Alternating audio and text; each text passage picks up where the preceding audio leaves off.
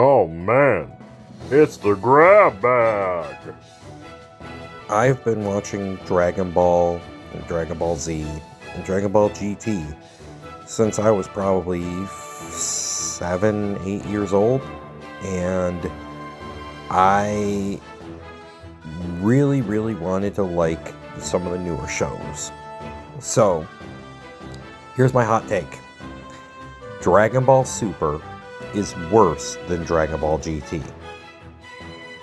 There it is. I said it.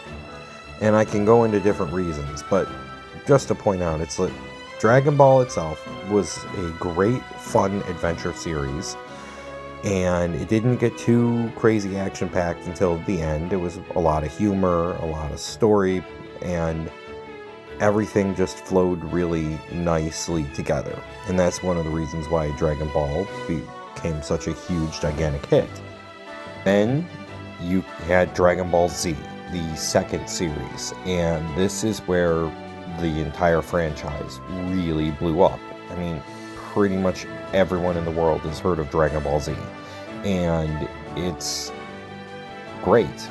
I can't really at this point say incredible, but it definitely was, monumental for me as a kid. For all my stories or anything, a lot of it got inspired by this series.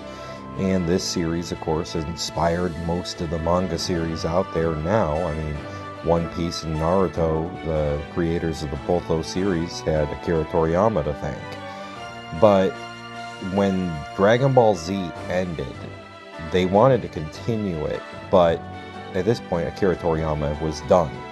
Enter Dragon Ball GT, a series created by the production company, with very little to do with, Akira Toriyama. Well, here's the thing.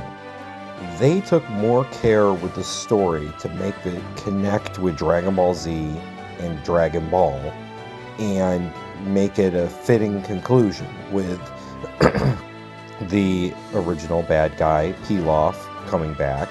And then, of course, you had the Shadow Dragons, and what happens if you overuse the Dragon Balls. But what made it really important is the power-ups that came from GT felt proper, like they truly were a continuation of the powers that existed in Z.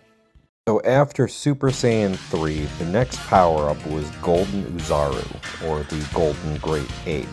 And it made perfect sense, because the Great Apes was the transformation that was very early on when Vegeta showed up. I mean, hell, it even, more importantly, it was Goku seeing the full moon in Dragon Ball, and it got explained during Z what it actually was. And having him turn into the giant golden ape and having the powers of a Super Saiyan in that form makes perfect sense with the powers. Then you follow it up with the mastered form when you take full mental control over the Golden Uzaru, who becomes Super Saiyan 4. And its design made you look more primal. It felt right for a continuation of powers past Super Saiyan 3. And I felt like it worked narratively best with the story in comparison to the problems that I had with Super, which there's quite a few. Unlike GT, Super is where Akira Toriyama came back, and he half wrote alongside of Toyotaro, and it's very flawed. Now, I liked certain parts of it. Battle of Gods was really fun, but as it went along, to me, it fell apart. It did not work anywhere near as good as GT did for a continuation of the story. They underutilized Majin Buu until in one single manga arc that didn't even get animated yet. And then you had, of course, all the different power-ups that came, which that's where it really fell apart for me, was the power-ups. Super Saiyan God, also known as Super Saiyan Red, Super Saiyan God Super Saiyan, or Super Saiyan Blue. Super Saiyan God Holy Ki, otherwise known as Super Saiyan Rose. Ultra Instinct, but otherwise you could call it Super Saiyan Silver. Ultra Ego, or you could call it Super Saiyan Purple. Golden Frieza, and Black Frieza. So can you kind of understand why this is annoying? Like, that was one of the biggest problems I had with Super, was all the power-ups were palette swaps. At least with Z, you had the difference in the hairstyles when you transformed, and you had different unique power-ups and abilities, fusion, etc. And in Super, they just kept doing palette swap, palette swap, palette swap. And that was probably my biggest gripe with Super.